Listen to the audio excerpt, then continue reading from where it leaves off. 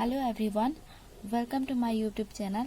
आज का ये वीडियो हमारा संख्या पद्धति या नंबर सिस्टम पर आधारित है। तो इसमें हमारा सबसे पहले होगा सम संख्या, यानी सम संख्या किसे कहेंगे? तो इवन नंबर वे संख्याएं जो 2 से भाग देने पर पूरा विभाजित हो जाए सम संख्या होते हैं। जैसे ये हमारा हो जाएगा 2, 6, 8, 10। जैसे कि यहाँ पर हम एक ले लेते हैं 8 को अगर हम 2 से विभाजित करेंगे तो ये 2 चौका 8, ये पूरी तरह से विभाजित हो जा रहा है। तो इस तरह से अगर ये पूरा विभाजित हो जाए, यानी कि शेष कुछ भी ना बचे, वो संख्या क्या होगी? हमारी सम संख्या होगी। अगला है हमारा विषम संख्या या ऑड नंबर। इसमें क्या होगा? वे संख्याएं जो 2 से भाग देने पर पूरी विभाजित ना हो, वे हमारी हो जाएंगी विषम संख्या होते हैं। जैसे कि 1 भी हमारा क्या हो जाएगा? विषम संख्या होगा, क्योंकि 1 को भी 2 से भाग देंगे तो ये पूरी विभाजित होगा नहीं, यानी कि ये भाग होगा ही नहीं। तो 1 भी हमारा क्या हो जाएगा? विषम संख्या हो जाएगा। 3 भी विषम संख्या होगा, 5 भी विषम संख्या होगा, 7 भी विषम संख्या होगा। तो ले लेते हैं 3। अगर 3 को 2 से भाग दें तो ये हमारा पूरी तरह विभाजित होगा नहीं, यहाँ पे शेष बच जाएगा। तो ये वे संख्याएं जो 2 से भाग देने पर पूरी विभाजित नहीं हो, विषम संख्या होते हैं। 1, 3, 5, 7, 9, 11, 13, 15, 17, इस तरह से ये हमारी विषम संख्या हो जाएंगी। अगला होगा हमारा प्राकृत संख्या, यानी कि नेचुरल नंबर। गिनती की संख्या प्राकृत संख्या होती हैं, जैसे 1, 2, 3, 4, और ये हमारी इन्फिनिट तक जाएंगी। 1 से लेकर के इन्फिनिट तक ये हमारी हो जाएगी प्राकृत संख्या। सबसे छोटी, यहाँ पे एक पॉइंट है, सबसे छोटी प्राकृत संख्या होगी 1, और सबसे बड़ी प्राकृत संख्या हम बता ही नहीं सकते कि सबसे बड़ी प्राकृत संख्या क्या होती है। सबसे बड़ी प्राकृत संख्या अनंत है। अगला होगा हमारा पूर्ण संख्या। पूर्ण संख्या होल नंबर 0 से लेकर अनंत तक, यानी कि इसमें प्राकृत संख्या में 1 से लेकर अनंत तक वो हो जाएंगी हमारी प्राकृत संख्या, और पूर्ण संख्या होगी जो हमारी 0 से लेकर अनंत तक सभी धनात्मक संख्याएं पूर्ण संख्याएं कहलाती हैं। तो पूर्ण संख्या क्या होगा? 0 से लेकर अनंत तक सभी धनात्मक संख्याएं जो ऋणात्मक नहीं हो, धनात्मक हो, वे हमारी पूर्ण संख्याएं कहलाती हैं। अगला है अभाज्य संख्या, प्राइम नंबर। वे सभी संख्याएं जो 1 से बड़ी हो तथा जो स्वयं और 1 को छोड़कर किसी दूसरी संख्या से विभाजित नहीं हो, अभाज्य संख्या कहलाती हैं। इसका परिभाषा ध्यान से समझिए। वे सभी संख्याएं जो 1 से बड़ी हो, यानी कि 1 से ये संख्या क्या हो? बड़ी हो, तथा जो खुद से और 1 को छोड़कर किसी और संख्या से विभाजित नहीं हो, अभाज्य संख्या कहलाती हैं।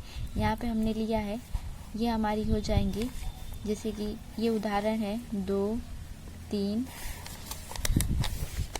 5, 7। तो क्या होगा? 1 से बड़ी है तो 2, और इसमें क्या है? जो 1 से विभाजित हो और खुद से विभाजित हो। तो 2 लिया है तो 2 क्या होगा? खुद से विभाजित होगा, और ये किसी और संख्या से विभाजित नहीं हो रहा है। इसे हम इस तरह से समझ सकते हैं, इसके मात्र 2 ही गुणनखंड होंगे, यानी कि अभाज्य संख्या वो होंगे जिसके मात्र 2 गुणनखंड होंगे। जैसे कि ये 2 है, इसके मात्र ये 2 हमने लिया है, ये 2 का कितना गुणनखंड हो सकता है? या तो 2 गुणा 1 या 1 गुणा 2, यानी कि इसके कितने गुणनखंड आएंगे? 2। तो वे संख्या हमारी क्या होंगी? अभाज्य संख्या होंगी। एक हम ले लेते हैं 5। तो 5 को इस तरह से समझते हैं, ये 5 दिया है, इसका कितना गुणनखंड होगा? 1 गुणा 5 या 5 गुणा 1। कितना गुणनखंड हो रहा है? सिर्फ 2 गुणनखंड हो रहा है। इसे देखिए, इसको 5 को, जो 5 होगा वो खुद से जाएगा, खुद से इसका भाग होगा, या फिर 1 से होगा।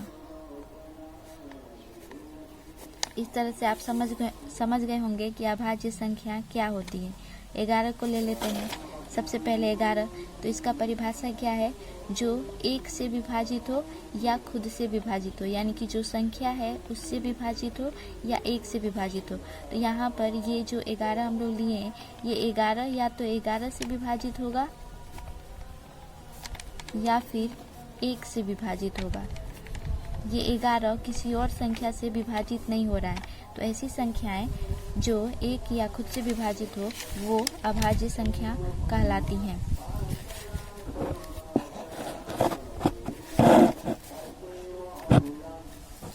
सबसे छोटी अभाज्य संख्या 2 है। 1 से और 50 तक, यानी कि 1 से लेकर 50 तक जब गिनती करेंगे तो इसमें 15 अभाज्य संख्याएं आएंगी और 1 से लेकर 100 तक 25 अभाज्य संख्याएं आएंगी। और अगर 50 से लेकर 100 तक करें तो ये हमारी 10 हो जाएंगी। और 1 से लेकर 100 के बीच में सबसे बड़ी अभाज्य संख्या 97 है, यानी कि 1 से लेकर 100 तक इसमें पूछा जाए कि सबसे बड़ी अभाज्य संख्या कौन होगी, तो ये हमारी हो जाएगी 97। अगला है 1 से लेकर 1000 के बीच में 499 अभाज्य संख्याएं आएंगी या है। अगला है हमारा असहभाज्य संख्या या सहअभाज्य संख्या को प्राइम नंबर। जब दो प्राकृत संख्याओं का महत्तम समापवर्तक 1 हो तो, आप प्राकृत संख्या समझते हैं, प्राकृत संख्या गिनती की संख्या 1 से लेकर इन्फिनिट तक। तो इसे देखिए, जब दो प्राकृत संख्याओं का महत्तम समापवर्तक यानी कि HCF 1 हो तो वे हमारी असहभाज्य संख्या कहलाती है। जैसे कि हमने ये लिया है 2 और 3, एक साथ 2 और 3 को ले लिया, 2 और 3 को ले लिया, इनका HCF करेंगे तो ये हमारा इतना आएगा, 2 गुणा 1 या 3 गुणा 1, यानी कि इसमें दोनों में क्या शामिल है, 1 शामिल है। 1 आए तो वो हमारी क्या हो जाएगी, असहभाज्य संख्या हो जाएगी। अगला देख लेते हैं 2 और 5, 2 और 5, इनका HCF निकालें तो 2 एकम 2, 5 एकम 5, इसका कितना आया 2 गुणा 1, इसका कितना आया 5 गुणा 1, 5 गुणा 1। तो ये हमारी क्या हो जाएंगी, इन दोनों में क्या है 1 1 आ रहा है। तो ऐसी संख्या हमारी क्या कहलाएंगी, असहभाज्य संख्या कहलाती हैं। इसे सहअभाज्य संख्या भी कहते हैं। उसी तरह से 2 और 7 का है। अब अगला देखते हैं हम लोग संयुक्त संख्या। संयुक्त संख्या कंपोजिट नंबर। जिस संख्या के 2 से अधिक गुणनखंड हो सकते हैं उसे संयुक्त संख्या कहते हैं। जैसे कि यहाँ पे हम ले लेते हैं एक 4 लिया है, तो इस 4 के 2 से अधिक गुणनखंड हो सकते हैं। क्या क्या हो सकता है, सबसे पहले 4 गुणा 1 हो सकता है, 2 गुणा 2 हो सकता है और 1 गुणा 4 भी हो सकता है। तो इसमें कितना गुणनखंड आ रहा है, 1 से ज़्यादा गुणनखंड आ रहा है, तो वे संख्याएं हमारी क्या कहलाएंगी, संयुक्त संख्या कहलाएंगी, कंपोजिट नंबर।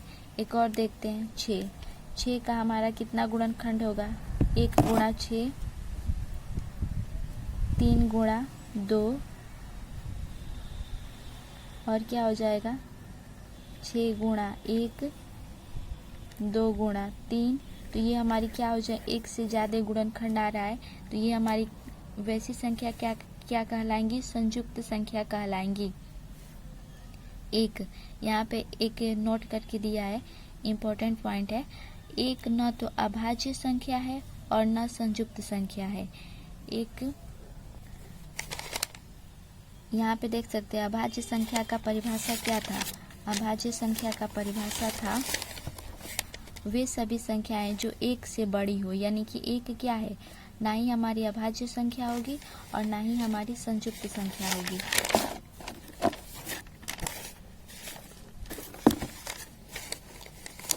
और ना ही ये संयुक्त संख्या होगी, क्योंकि संयुक्त संख्या का परिभाषा क्या है कि जिस संख्या के 2 से अधिक गुणनखंड हो सकते हैं उसे संयुक्त संख्या कहते हैं। लेकिन एक का कोई गुणनखंड नहीं होगा।